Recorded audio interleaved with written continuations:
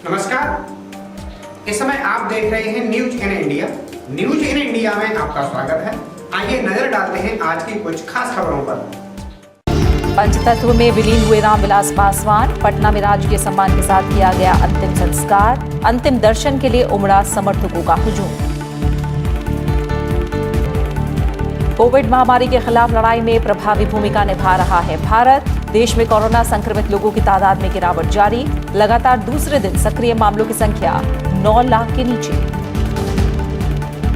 प्रधानमंत्री नरेंद्र मोदी कल से करेंगे स्वामित्व योजना के तहत संपत्ति कार्ड के वितरण का शुभारंभ। ग्रामीण भारत में सकारात्मक परिवर्तन को मिलेगा विस्तार। बैंक लोन और कई अन्य वित्तीय सुविधाओं में मिलेगी मदद।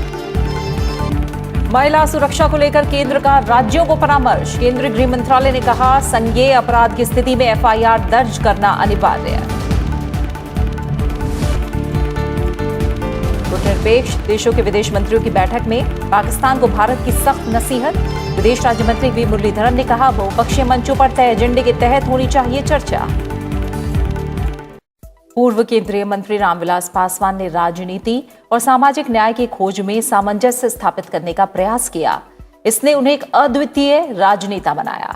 उपराष्ट्रपति एम वेंकैया नायडू ने अपने एक लेख में दिवंगत नेता के योगदान को याद करते हुए ये बात लिखी। रामविलास पासवान 8 बार लोकसभा सांसद, 2 बार राज्यसभा सदस्य, 6 प्रधानमंत्रियों के साथ केंद्र में मंत्री।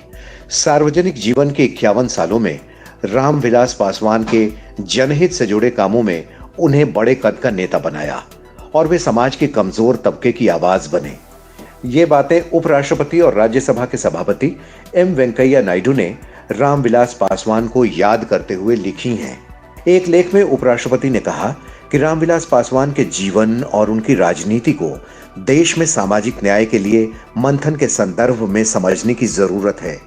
रामविलास पासवान ने 1969 के बिहार विधानसभा चुनाव के साथ राजनीति में दस्तक दी थी। उस वक्त उनकी उम्र महज 23 साल थी। उपराष्ट्रपति ने लिखा कि वो राजनीतिक उथल पुथल का दौर था। जातिवाद का वर्चस्व बढ़ रहा था। उत्तर भारत के कुछ राज्यों में वैकल्पिक सरकारें बन गई थीं। उपराष्ट्रपति ने लिखा कि भेदभाव और अभाव के व्यक्तिगत अनुभवों के बाद रामविलास पासवान ने सभी के लिए न्याय, स्वतंत्रता और समानता की मांग उठाई। 1975 के आपातकाल का जिक्र करते हुए उपराष्ट्रपति ने लिखा कि लोगों की गरिमा और आजादी के लिए रामविलास पासवान की तड़प ने उन्हें आगे आने के लिए मजबूर किया। इसकी वजह से उन्हें गिरफ्तार भी किया गया और लंबे समय तक उन्हें जेल में रखा गया। उपराष्ट्रपति ने लिखा कि रामविलास पासवान ने तब बदलाव के लिए राजनीति के महत्व को समझा और दृढ़ता के साथ आगे बढ़े। उपराष्ट्रपति ने लिखा कि रामविलास पासवान अलग अलग दलों की सरकारों में केंद्रीय मंत्री रहे, लेकिन उन्होंने सोच समझकर फैसले लिए। उपराष्ट्रपति ने लिखा कि रामविलास पासवान खुद की स्वतंत्र पहचान बनाना चाहते थे। साथ ही उन सीमाओं के प्रति भी वे सचेत थे जिसके दायरे में उन्हें भारतीय राजनीति के संदर्भ में काम करना था। उपराष्ट्रपति एम वेंकैया नायडू ने लिखा कि रामविलास पासवान ने हमेशा ही सत्ता की राजनीति और सामाजिक न्याय की तलाश में सामंजस्य स्थापित करने का प्रयास किया। वेंकैया नायडू ने कहा कि रामविलास पासवान का आकस्मिक निधन देश के लिए एक बड़ी क्षति है और देश के कमजोर वर्गों की आकांक्षाओं के लिए ये एक बड़ा झटका है। उत्तर प्रदेश के हाथरस जिले में मानव तस्करी का पर्दाफाश हुआ है। बताया जा रहा है कि आरोपी देश की राजधानी दिल्ली में काम दिलाने का झांसा देकर 12 नाबालिग लड़कियों को हाथरस ले आया और बस स्टैंड के पास एक कमरे में 3 दिनों तक युवतियों को बंधक बनाकर रखा। आरोपी पर शक हुआ तो नाबालिग लड़कियां वहां से भाग निकली। शनिवार रात एक लड़की रोडवेज बस स्टैंड पर रोती हुई मिली। सूचना मिलते ही पुलिस मौके पर पहुंची और पूछताछ की। नाबालिग लड़की ने पुलिस को बताया कि उसकी उम्र 17.5 साल है। वह मध्य प्रदेश के जिला मंडला के ग्राम डोंगरी की रहने वाली है। लड़की ने बताया कि करीब 1 सप्ताह पूर्व परिजनों की सहमति से गांव की करीब 12 लड़कियों को एक व्यक्ति सिलाई कढ़ाई का काम सिखाने की कहकर दिल्ली ले जा रहा था। रात में इन लड़कियों को किसी बस स्टैंड के पास कमरा किराए पर लेकर बंधक बनाकर रखा गया। 3 दिन पहले लड़कियों को उस व्यक्ति पर शक हुआ तो वे वहां से भाग निकली।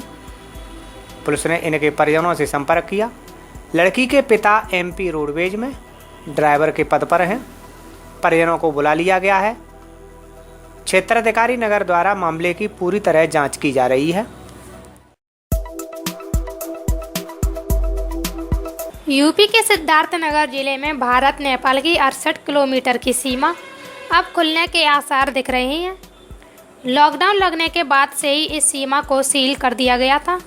तब से लेकर अब तक ये सीमा लॉक है। एसपी ने सीमा की सुरक्षा व्यवस्था का जायजा लिया और मातहतों को सुरक्षा के मद्देनज़र जरूरी दिशा निर्देश भी दिए। उन्होंने आगामी त्यौहार के मद्देनज़र सभी को अधिक सतर्कता बरतने का भी निर्देश दिया। गौरतलब है कि कोरोना काल में लॉकडाउन लगने के बाद से जिला सिद्धार्थनगर और नेपाल की 68 किलोमीटर की खुली सीमा को पूरी तरह से बंद कर दिया गया था। तभी से यहाँ आवागमन बंद है। एसपी राम अभिलाष त्रिपाठी सीमा से सटी बढ़नी पुलिस चौकी पहुँचे। उन्होंने निरीक्षण के बाद बढ़नी स्टेशन की सुरक्षा व्यवस्था का भी जायजा लिया। बता दें कि भारत नेपाल बॉर्डर अति संवेदनशील माना जाता है। कई बार यहाँ से कुख्यात अपराधियों की गिरफ्तारी भी हो चुकी है। वहीं एसपी ने निरीक्षण के दौरान बताया कि आगामी त्यौहार के मद्देनज़र पुलिस टीम के साथ पेट्रोलिंग की गई। बॉर्डर की सुरक्षा का भी जायजा लिया गया। उन्होंने बताया कि जनपद सिद्धार्थनगर की करीब 68 किलोमीटर की सीमा नेपाल बॉर्डर से जुड़ी है। बढ़नी चौकी नेपाल बॉर्डर पर स्थित है। इस वजह से त्योहारों के मद्देनज़र अधिकारियों और कर्मचारियों को जरूरी दिशा निर्देश भी दिए गए हैं। जनपद सिद्धार्थनगर की लगभग 68 किलोमीटर के लगभग सीमा नेपाल बॉर्डर से जुड़ी हुई है। पुलिस चौकी बढ़नी नेपाल बॉर्डर पर स्थित है। आज मेरे द्वारा सभी अधिकारियों एवं कर्मचारियों की मीटिंग ली गई। आसन्न त्योहारों को मद्देनज़र रखते हुए सीमा पर पिकेट गश्त के माध्यम से पुलिस की अधिक सक्रियता हेतु निर्देशित किया गया। सिकोहाबाद फिरोजाबाद नेशनल हाईवे 2 पर थाना मक्खनपुर के पास एक दर्दनाक हादसा हो गया, जिसमें एक 80 वर्षीय व्यक्ति की मौत हो गई। आपको बता दें कि थाना मक्खनपुर क्षेत्र के गांव नगला रमिया निवासी 80 वर्षीय बाबूराम साइकिल से मक्खनपुर की ओर जा रहे थे कि डंपर से टक्कर हो गई। टक्कर में साइकिल पूरी तरह क्षतिग्रस्त हो गई।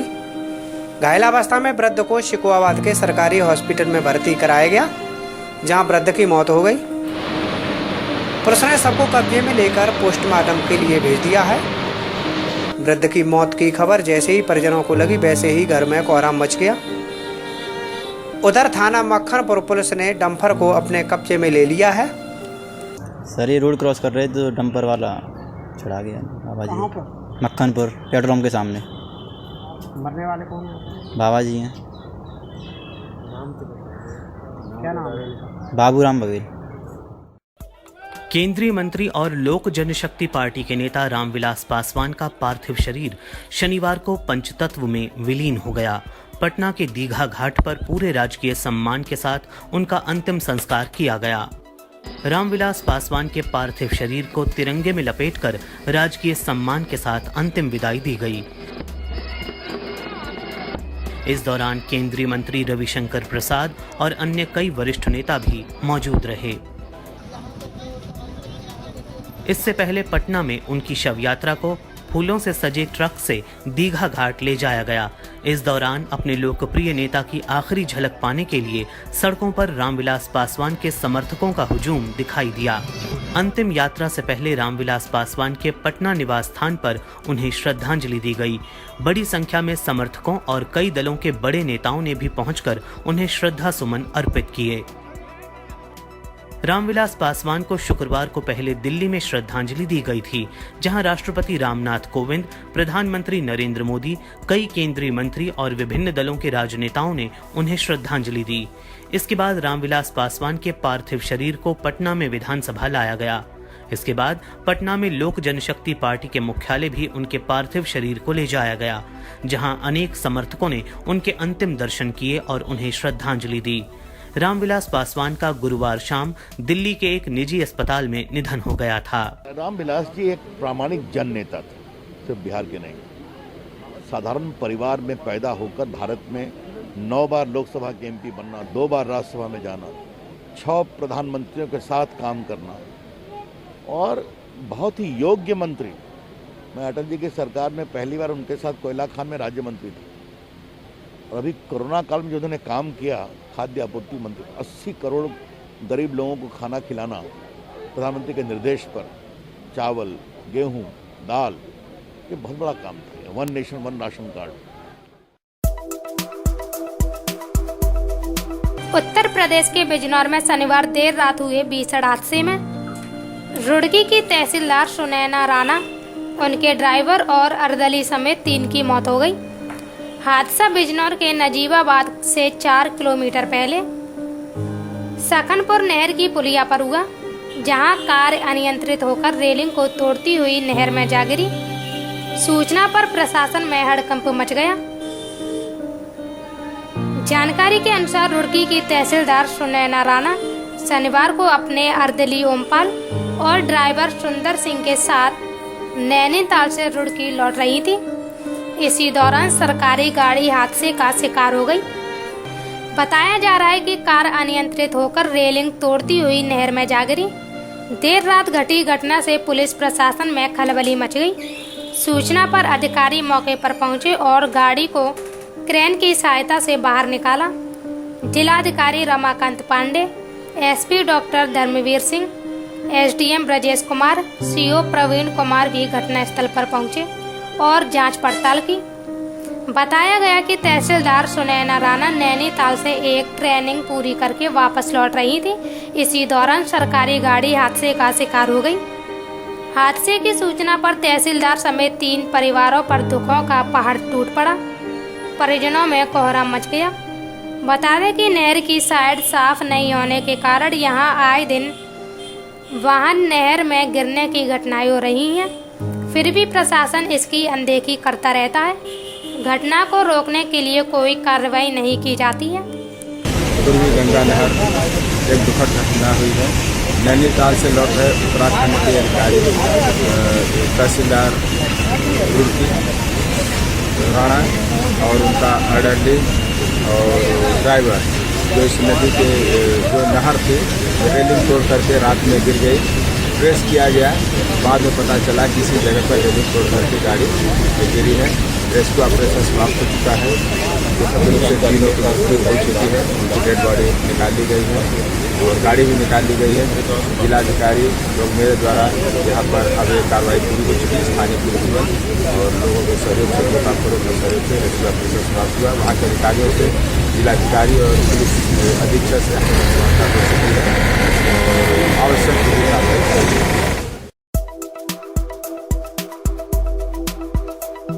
कोरोना वायरस के कारण दिल्ली के बाबा का ढाबा नाम का फूड कॉर्नर चलाने वाले बुजुर्ग दंपति को काफ़ी मुश्किलों का सामना करना पड़ा। लेकिन सोशल मीडिया पर उनका वीडियो वायरल होने के बाद ढाबे पर खाने वालों की लाइन लग गई और कई लोग मदद के लिए सामने आए। दिल्ली के बाद अब आगरा के कांजी बड़े वाले चाचा का ऐसा ही वीडियो सामने आया है।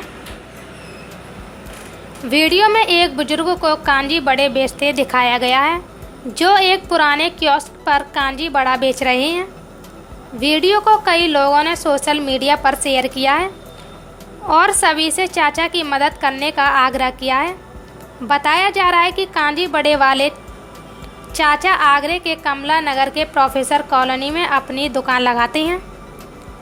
इंस्टाग्राम पोस्ट में बताया गया कि 90 साल के बुजुर्ग करीब 40 साल से यहाँ कांजी बड़ा बेच रहे हैं, लेकिन कोरोना वायरस महामारी के कारण उनकी कमाई काफ़ी कम हो गई और वह एक दिन में सिर्फ 250-300 रुपये ही कमा पाते हैं। पोस्ट में लोगों से अपील की गई कि वह इनकी दुकान पर आएं, जो रोज़ शाम 5:30 बजे से आगरा के कमला नगर में दुकान लगाते हैं। मैंने ये वीडियो वायरल इसलिए किया था बिकॉज मैंने बाबा के ढाबा की वीडियो देखी थी, तो मुझे ये लगा था कि हमें अपनी लोकेलिटी में सबकी हेल्प करनी चाहिए। इसलिए मैं जिनको जानती थी मैंने उनके बारे में पोस्ट कर दिया। अगर मुझे और भी लोगों के सजेशंस आएंगे कि जैसे इनको हमारी जरूरत है, तो मैं सबके बारे में पोस्ट करना चाहूंगी। बाबा परेशान है। मैंने बाबा से आके बात करी थी कि आपकी कितनी आपकी हो रही है सेल, तो कह रहे नहीं कोरोना के चक्कर में कोई आता जाता नहीं है यहाँ पे। ग्रामीण भारत में बड़े बदलाव लाने और करोड़ों भारतीयों के अधिकार संपन्न बनाने के लिए सरकार लगातार प्रयासरत है। इसी के तहत प्रधानमंत्री नरेंद्र मोदी रविवार को वीडियो कॉन्फ्रेंसिंग के जरिए स्वामित्व योजना के तहत संपत्ति कार्ड वितरित करने की शुरुआत करेंगे। इसमें चरणबद्ध तरीके से देश के लगभग 6,62,000 गांव के लोगों को प्रॉपर्टी कार्ड दिए जाएंगे। प्रधानमंत्री नरेंद्र मोदी ने ट्वीट किया कि कल का दिन ग्रामीण भारत के लिए एक बड़ा सकारात्मक परिवर्तन लाने वाला है। रविवार सुबह 11 बजे स्वामित्व योजना के अंतर्गत संपत्ति कार्ड के वितरण का शुभारंभ किया जाएगा। ये योजना करोड़ों भारतीयों के जीवन में मील का पत्थर साबित होगी। स्वामित्व योजना के तहत चरणबद्ध तरीके से देश के लगभग 6,62,00,000 गाँवों के लोगों को प्रॉपर्टी कार्ड दिए जाएंगे। ग्रामीणों को अपनी संपत्ति के स्वामित्व का आधिकारिक दस्तावेज मिलेगा जो उन्हें सशक्त बनाएगा। इसके माध्यम से वे बैंक लोन सहित कई वित्तीय सुविधाओं का लाभ ले सकेंगे। प्रधानमंत्री इस कार्यक्रम के दौरान कुछ लाभार्थियों से वीडियो कॉन्फ्रेंस के जरिए बातचीत भी करेंगे। इस साल अप्रैल में राष्ट्रीय पंचायती राज दिवस पर शुरू की गई इस योजना का उद्देश्य गांव के संपत्ति धारकों को उनके मालिकाना हक के रिकॉर्ड के रूप में संपत्ति कार्ड उपलब्ध कराना है। देश भर में 4 साल में चरणबद्ध तरीके से इसे लागू किया जा रहा है। करीब 6,62,000 गांवों को इसके दायरे में लाया जाएगा। स्वामित्व योजना पर अमल से करीब 1 लाख संपत्ति धारक अपने मोबाइल पर SMS लिंक के जरिए संपत्ति कार्ड डाउनलोड कर सकेंगे। राज्य सरकारें भी प्रिंटेड संपत्ति कार्ड लोगों को वितरित करेंगी। इस योजना के इस चरण के लाभार्थी देश के 6 राज्यों के 763 गांव से हैं। इनमें उत्तर प्रदेश के 346, हरियाणा के 221, महाराष्ट्र के 100, मध्य प्रदेश के 44, उत्तराखंड के 50 और कर्नाटक के 2 गांव शामिल हैं। संपत्ति कार्ड मिल जाने पर ये लोग इनका उपयोग वित्तीय संपत्ति के रूप में ऋण लेने और अन्य आर्थिक फायदे उठाने के लिए कर सकेंगे। देश में पहली बार गांव के लाखों संपत्ति धारकों को टेक्नोलॉजी के माध्यम से इस तरह की सुविधा इतने बड़े पैमाने पर उपलब्ध कराई जा रही है। Bureau report, Rajya Sabha TV. Bihar विधानसभा के पहले चरण के लिए 28 अक्टूबर को चुनाव होना है। ऐसे में भाजपा के राष्ट्रीय अध्यक्ष JP नड्डा ने रविवार को बिहार के बोधगया में पहली चुनावी रैली को संबोधित किया। चुनाव की घोषणा के बाद ये किसी भी नेता द्वारा की जाने वाली पहली रैली है। रैली को संबोधित करने से पहले JP नड्डा ने राज्य के उप मुख्यमंत्री सुशील कुमार मोदी के साथ पटना के महावीर मंदिर में प्रार्थना की। इसके बाद उन्होंने पटना में JP आवास का दौरा किया क्योंकि आज लोक नायक जयप्रकाश नारायण की जयंती भी है। रैली को संबोधित करते हुए कहा कि आज प्रधानमंत्री नरेंद्र मोदी ने भारत के किसानों और ग्रामीणों को स्वामित्व योजना के तहत संपत्ति के आधिकारिक दस्तावेज देने की शुरुआत की है। अब ग्रामीणों को पटवारी के चक्कर नहीं लगाने पड़ेंगे। अब सारे काम ड्रोन सैटेलाइट के माध्यम से किए जा रहे हैं। आज़ादी के 70 साल तक बिहार में सिर्फ 4 मेडिकल कॉलेज दिए गए थे, लेकिन 2014 से 2020 तक राज्य को 14 मेडिकल कॉलेज मिले हैं और 11 पर काम चल रहा है। के लोग हैं, जाति के आधार पर, मजहब के आधार पर, वोट बैंक की राजनीति पर राजनीति करती थी कांग्रेस पार्टी। लेकिन मोदी जी ने चुनाव की और देश की और राजनीति की संस्कृति बदल डाली। ये प्रधानमंत्री मोदी हैं जिन्होंने कहा कि हम चुनाव में जाएंगे तो जनता के सामने अपने रिपोर्ट कार्ड के साथ जाएंगे, अपने द्वारा किया गया कार्य को बताते हुए जाएंगे। इस बात को उन्होंने कहा और आज मैं आपके पास आया हूं। मुझे याद है 2015 में आदरणीय प्रधानमंत्री जी ने 1,25,000 का पैकेज दिया था, 25,000 करोड़ का पैकेज दिया था कि नहीं दिया था? घोषणा की थी कि नहीं की थी? पीछे से आवाज आए, घोषणा की थी कि नहीं की थी? उस समय हमारे विरोधी बोलते थे ये 1,25,000 करोड़ का पैकेज कैसे होगा। आज मैं आपको बताने आया हूं कि पिछले 5 साल में किसानों के वेलफेयर के लिए 3,094 करोड़ रुपए खर्च हुए। आज मैं आपको बताने आया हूं कि शिक्षा में 10,000 करोड़ रुपए खर्च हुए।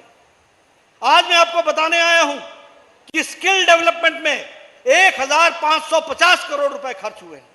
आज मैं आपको बताने आया हूं कि स्वास्थ्य विभाग में, जिसके बारे में संजय जायसवाल बोल रहे थे, मित्रों आपके यहां 60 साल में 70 साल में 4 मेडिकल कॉलेज खुले थे और 4 में भी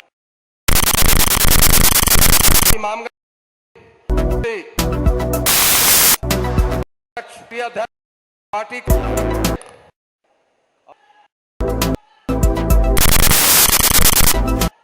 मैं और अध्यक्ष भाई जायसवाल साहब प्रेम कुमार जी बात कर रहे थे कि आपके अस्पताल में नया सुपर स्पेशलिटी बन रहा है, 250 करोड़ 300 करोड़ खर्च हो रहा है। ये सब कब हो रहा है?